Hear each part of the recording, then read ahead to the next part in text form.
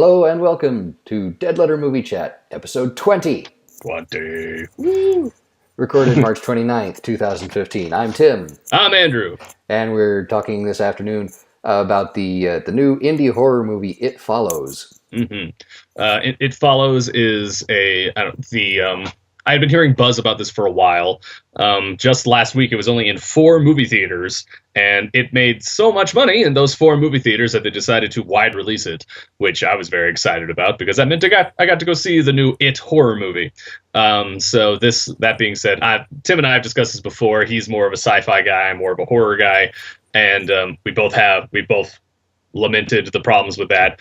And so I was very excited to see a horror film that was, an original horror film that everyone was talking about, that even NPR did something on this. So that's something that doesn't happen.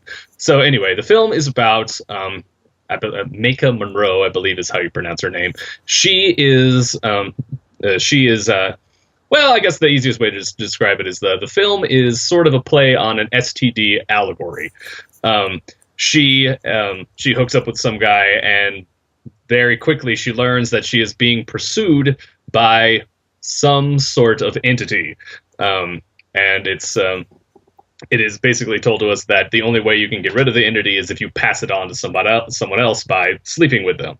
The thing about it is that if the pursuing entity, I suppose we could call it, the thing that follows, if it, however, kills you, it will just continue on down the line. So she is passed on to her, and she is told by her, her predecessor, who also has the disease, about it.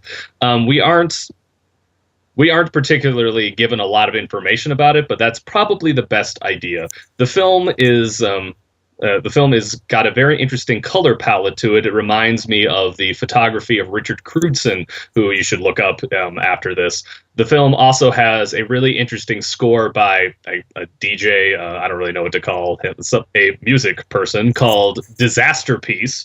And it has it's very synth heavy, very, very reminiscent of 80s John Carpenter kinds of scores. The film in general has a very late 70s, early 80s feel to it. And there are times when you wonder if it is taking place in that time frame, except that there's at least one instance of a use of a cell phone, and one character has some kind of clamshell Kindle type object that she reads The Idiot on. Yeah. So for the most part, I enjoyed the movie because it was a new idea that hadn't really been done before. It has all these throwbacks to a lot of other horror films. It feels like John Carpenter's Halloween. It feels like a David Cronenberg movie, like an early Cronenberg movie. Also, it made me think of one movie that I think we call it Shivers, it's also called They Came From Within, which was also an STD movie that he made. And I also think has a big climactic scene in a swimming pool as well. So it made me think of, I had a lot of VHS horror nostalgia watching this movie. And I will admit that I'm trying to not let that, tint my feelings about the film as it is. But for the most part, I enjoyed it very much. No, Tim? Yeah, I pretty much agree with everything you said. I mean, again, I'm less of the horror guy, so I didn't enjoy it as much, but I did appreciate it. I think it accomplished most of what it was trying to do reasonably well. It very much had that 70s, 80s feel. The score, the budget was not overblown. There were not I think it was only a $2 million. Yeah, budget. there weren't even a lot of cheap gory effects. There were a few, but not very many. And so they managed to do quite a lot with really very little, which is one of the big things about horror. From way back. It does harken back to a lot of those older classic horror movies. And I think it does so pretty well. The monster creature thing, entity thing, disease. Yeah, I felt like they kept it obscure, but they didn't manage to make it mysterious. So I felt like it could have been scarier if they had managed that. I'm not sure how they would go about that exactly. Yeah. Before we started this, Tim and I discussed ideas that could have panned out. So we're told by the the guy who passes it along to the girl, that it follows can look like anything.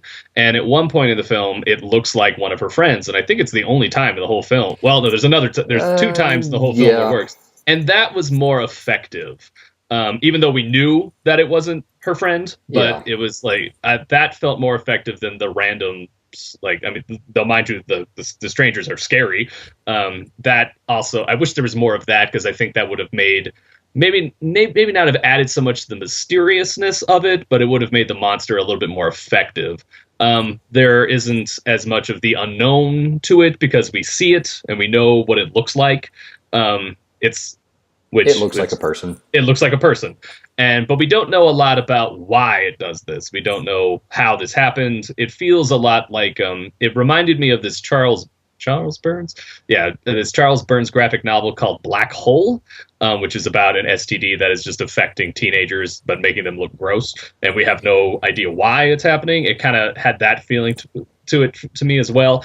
But for the most part, the disease is just sort of like this thing that happens. Yeah. And that is, on one hand, a little ridiculous, but on the other hand, kind of creepy. So, I don't know, it's definitely a film that probably isn't as smart as it thinks it is, because when you sit down and look at it from that angle, you're kind of like... I have to agree there as well. Yeah. That said, there were some really clever shots, some nice camera work that was pretty effective in quite a few places. There was one where the camera was in a fixed position, but on a rotating mount, and they did a 360 pan and then kept going, went around another time, so you could see how things had changed over the course of just the time that the camera is panning. And I thought that was very effective for putting the audience in the film.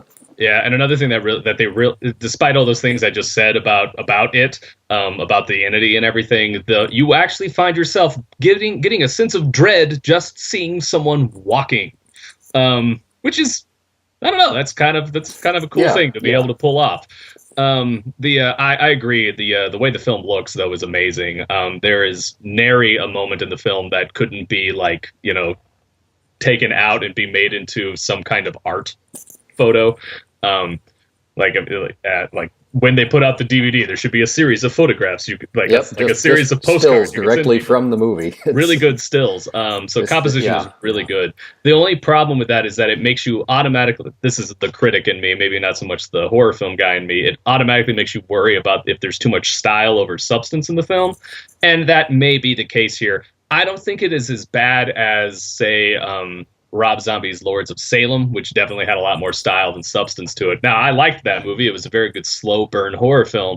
Felt a lot like a European horror film, but it still did kind of, I don't know, it was definitely hurt by the fact that there was more style than there was substance. The substance of this film is definitely more interesting and in many ways creepier, but I don't know, and I still feel like it's not quite the best. The style is definitely going over the substance in this film. Yes, but yeah. The style is really cool. I agree that the style is really good, but I think that did ultimately affect the pacing of the movie overall. Yeah. Because they spent a little too much time here and there with just the atmosphere and not moving things along without actually doing anything. Some of the shots, it's like there's nothing actually happening here. It's just there for style purposes, and it looks really good, but it doesn't add a lot. It's not adding to the narrative. It's not affecting whether the audience is scared or not. Mm-hmm. It's just there for pure atmosphere, just for the setting of it.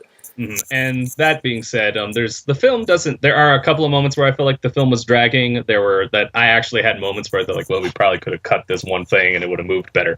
And it's not like the film needs to move faster per se. It's just that those instances don't need to be there is really kind of the thing that needs to be fixed in the film. So I'm going to give this film 2 grades, one as a film critic and one as a horror film guy. The film critic one is a B+, because I think this is really effective. Is definitely a film you need to see on the big screen in a dark room. If not, you need to see it in a dark room. You need to turn on all the lights. And it's a very good film that'll definitely give you a good sense of dread, a good sense of the willies. It has a great, I don't know, it just has this great, fun is the wrong term, but it just has a nice spirit that is very, very engaging and exciting. So in that sense, I'm giving it a B plus, because it's not amazing. It's not Jesus come back as a horror film, as the internet may have you believe. I still had a good time. I want there to be more things like this, but it's not.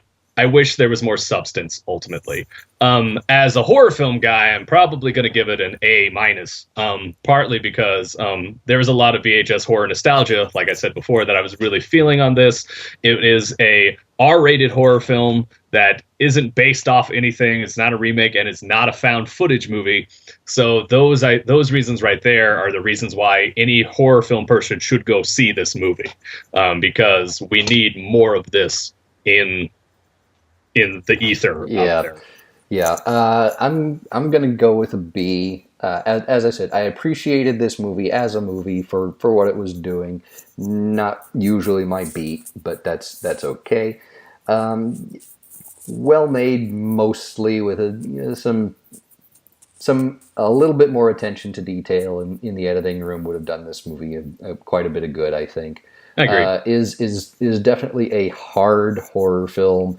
Not for people who are not fans of the genre to begin with. This is definitely an R-rated movie. Don't take the kids. Nope. Although maybe take your teenagers. Maybe not. It definitely has that Reagan era sex is bad, or maybe, I don't know. There's definitely some cautionary tale feelings to it. Yeah. But yeah. I think that's probably better for an adult audience than it is for a 15-year-old.